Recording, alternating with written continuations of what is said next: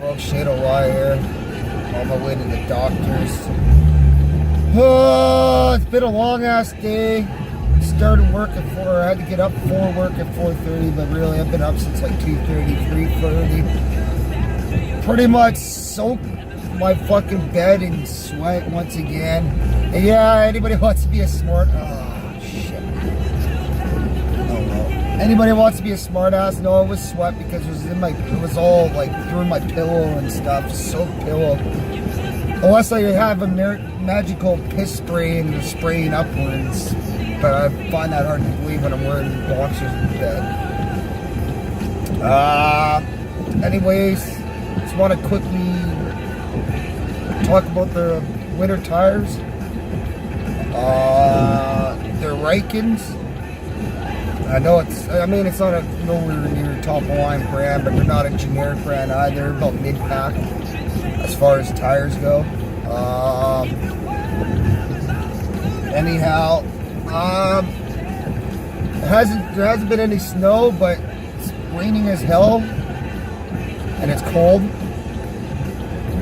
I have noticed they do stick a lot different than mine. My regular set. Especially cornering, the way I corner, I kind of do a tick of a slide, kind of like a race car style. I mean, not race car style, but I don't know. It's hard to explain, and I'm not doing anything reckless or excessive speeding or nothing. It's just the way I like turning, the way I've been used to turning for many years. But I notice I can't. I almost have to turn like 90 perfect. Like it just kind of feels like I can't do the old slide. I have to. It feels like I can't do a little bit of the slide. Slide I'm used to. I have to. Losing my train of thought. I'm used to just kind of just feeling the back end whip a little, I guess is the way to say it. But yeah, it does not feel like it wants to go over. I haven't tried it without the stabilized control yet. I'm not gonna in this weather, especially in traffic. In traffic, that would just be reckless driving. Even no matter how experienced or skilled you are or whatever, even if you're a professional driver, still when you're around other people, that's just reckless. But what was I getting at again? Yeah, I just feel a lot different gripping right now. Just even braking in this wet weather, it just wants to almost bite instantly. When my other set, it kind of feels like it wants to slide like an inch or two, but like it's nothing dangerous or scary or nothing like that. This, like, that's when I'm like depressed all the way or whatever. But this, when I'm coming to a light, stopping at a light, it just feels like the moment I start putting that depression in, it grabs the road right away. And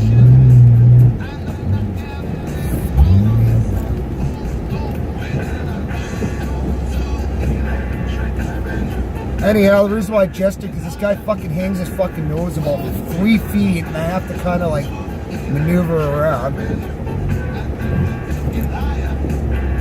Oh, he's riding my tail. We might have a video of me just holding my brakes here and not moving actually in a few seconds in the car zone. I might. But where I was getting at is,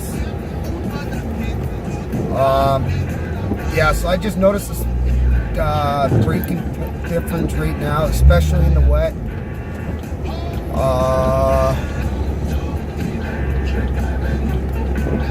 Oh, that's beautiful. The guy's got like a full car space and he won't move.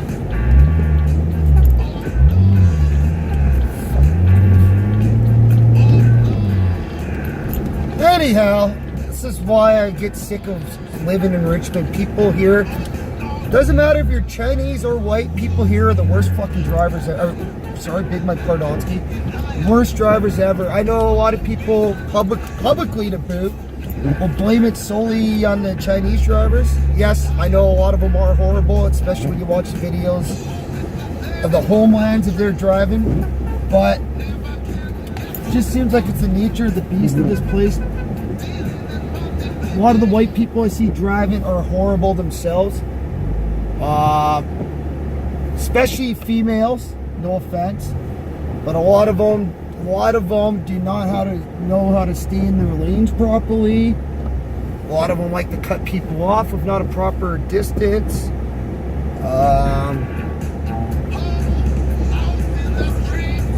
Sorry, I'm just trying to pay attention to the camera, which the camera I'm going to be doing a review on very soon. I'm just trying to see if I park in the line. Yeah. It's another thing about the city. A lot of the parking stalls in a lot of the shopping centers out here are horrible. I guess because they know that we got such a big population, so the spaces are pretty small. It's pretty common for a pickup truck, say like a Chevrolet 15, or no, sorry, like a Silverado or GMC 1500, where they're pretty much on the line. They could be perfectly parking, but they're pretty much, the tires are almost like literally like that against each line. And they're not the oversized trucks either. They're like the regular standard models. But that's the way it is. Especially when you know you have a whole boatload of a population and it's a very busy complex. You got to try to milk the dollar out of a dime.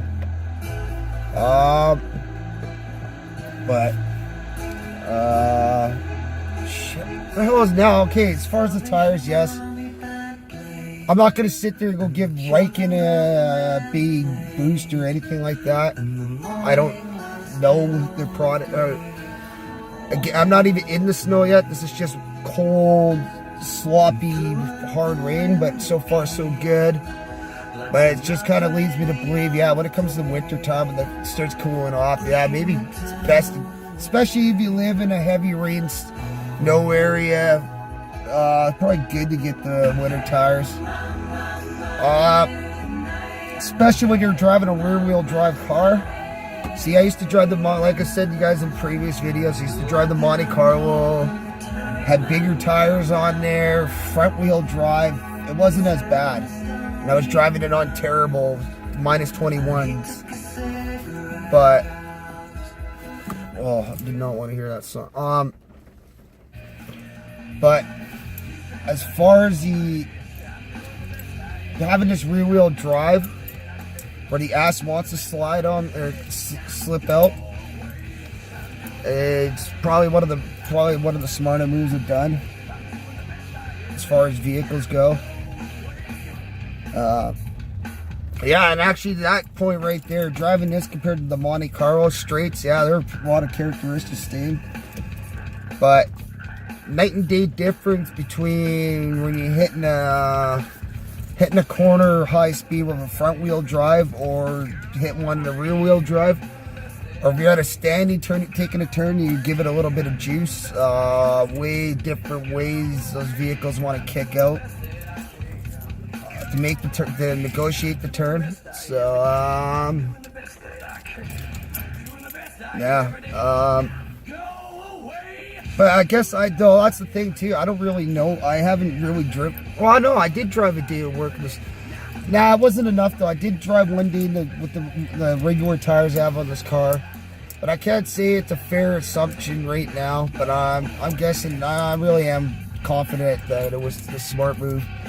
Besides, the actual real confident move or smart move would actually be I would have a shitty vehicle for this time of the year. And then this stored up, but unfortunately I don't exactly have the funds and my insurance took a shit kicking from that wreck.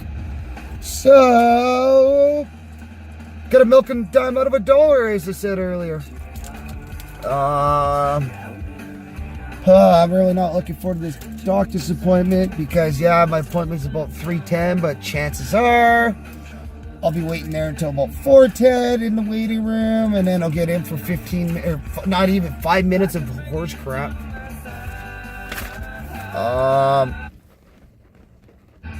Yeah, so I'm not trying to talk down about my doctor and stuff, but I felt my last few appointments have just kind of gone nowhere.